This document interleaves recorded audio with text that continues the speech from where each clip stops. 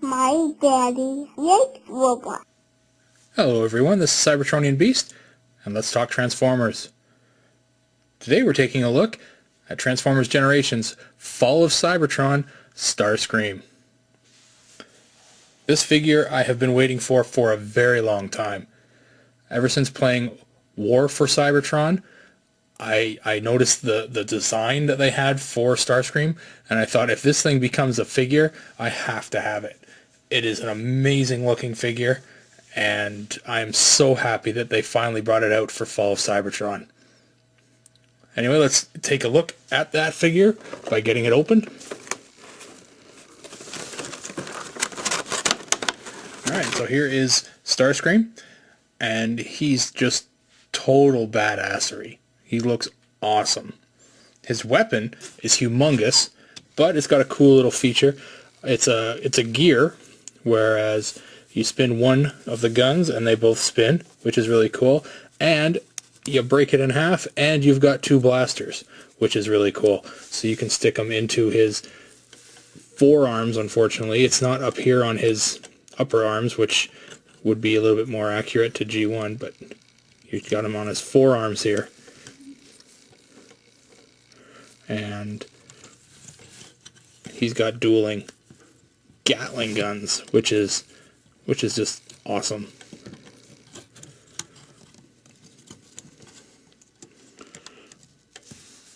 So that's pretty cool.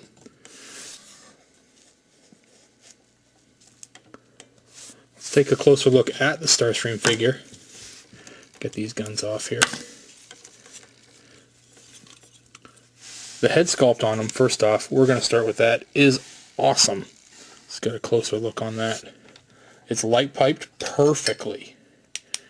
Let's see if I can get that to show up for you. I mean, you can see it almost right there without the light. It shows up like those eyes just glow perfectly. No other part of the head glows at all, but those lights just shine, and that's just perfect. It looks very evil, and I love it. Obviously, they kept the cockpit of the plane in the center, which is perfect for the Seeker mold, and they got the wings coming out the back, which is great. The back of the figure is full and unopened. There is a very large opening in the middle of the figure, so he essentially has no guts, which is kind of a Starscream thing. Gutless. But yeah, no, it looks really good. I mean, the figure is light, unfortunately, but he looks full. Gives a deceivingly full look. Let's get into the transformation of him. Actually, we'll get into some articulation first. Let's look at the legs of Starscream here. Due to transformation, he has a single toe joint, which I guess you could use as a foot. You're really not going to get a lot of extra posability out of the extra toe there. It looks like there's some movement here, which there is, just side to side on his foot, which is nice, so he can do some weird stances and still keep his feet on the ground like that. So he's got a very slight ankle tilt. His knee, it's a high knee, but it is 90 degrees, perfect. He has an upper thigh swivel, which, yeah, you can get that to go all 180, or sorry, 360. And on his leg itself, on the upper part of the leg, it is just a side-to-side joint, but in addition to the upper thigh swivel, it really does act a lot like a ball joint, so you're going to get a full range of motion out of those two joints combined. To his arms, his shoulders, if you work it, you will get a full 360 out of the shoulder. He does have a bicep swivel that'll go 360. he has a double elbow joint. As you can see, there's one joint there and there's one joint there, so you can get a nice range of motion out of both of those joints combined. And he does have a wrist swivel, which would go 360 if it weren't for this little piece of plastic right here, part of the design, which stops his hand from going the full way around. But you're going to get about, I don't know, 290 or so. You're going to get a lot of degrees out of that swivel. And his head, move those there. His head does tilt back due to some transformation, and it will go 360. So he's very articulate as a figure. Oh, and I guess you could say his wings. His wings do move a slight bit, because they are part of him. Might as well include them in the articulation. So yeah, he's got a good range of motion, and you can get some good poses out of him.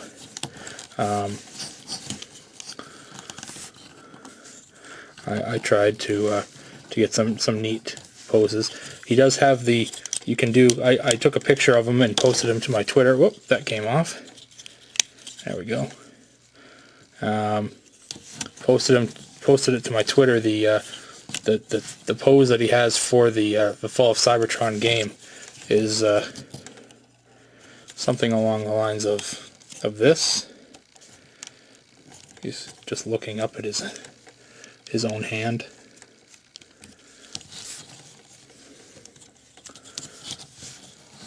So it's something like that. So you can get that pose. Probably a little bit more work on it. And hey, now that I have the coronation kit for classic Starscream, I have tested it. And again, if you're checking out my Twitter, Cybertron Beast on Twitter, that the coronation kit for classic Starscream does fit on this figure, which is awesome. You know, having two uses for one add-on, it's great.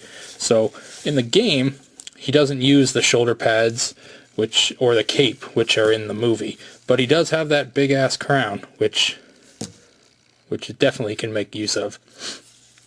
So let's get into the transformation here for Starscream. What we'll do first is we are going to open him right up and flip this head back, just like this. Now, the head does flip back, and then these little, I don't know, shoulder strap kind of things go over top of the other area, of the other pointed bits. So you've got that.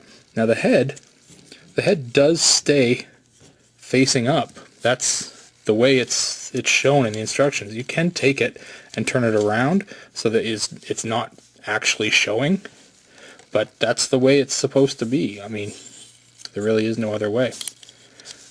On the underside, you're going to take the arms in,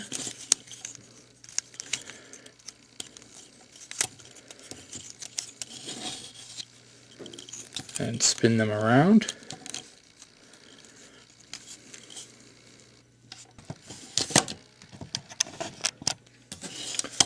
So we just put these arms together in here, push them down in there, and this is where that double elbow joint really comes in handy, because you can really get everything pushed back. Now we want to make the fists fit, so I believe it's best to have them facing that way, I think. There's a peg on one of the, it's right in there, you see it? And that's pegs into the other forearm, like so. And there, those arms, they're nice and tight in there. Now we're just left with the legs, and the legs, like you'd think, just kind of flip up and under. And then we got this little peg port here, which goes into that peg. You just kind of jam it in there, nice and tight. Same on the other side. Jam it in. You push up the feet. Make sure everything's nice and tight. You straighten out the nose cone, because that was his crotch, and just make sure everything's nice and tight and straight, and you are done with Starscream in alt mode. And he looks awesome. He looks very good. He's a very good representation of Starscream in the game, and I love it. I can't believe they did this so well. And the transformation is simple. It is so easy. The guns you can add on now. You can just throw them on the bottom here. 1 Gatling and 2 Gatling guns. And there you go. Starscream with an insane amount of firepower. It's great. I mean, this version of Starscream is fantastic. And hey, if you really wanted to, you can pop his head up, and he can fly around with his head up. It's just strange, but whatever. I love this mold, and it's super easy. There's no reason, other than the fact that it's very popular and everyone's going to want it. There's no reason that you shouldn't have this as part of your collection. It's a fantastic figure. There's no issues with it that I can think of, other than it's light, but it doesn't need to be heavy to be good. This is a great figure. I love it. It's fantastic. Anyway, thanks for watching. This has been Cybertronian Beast, and I'll talk to you later.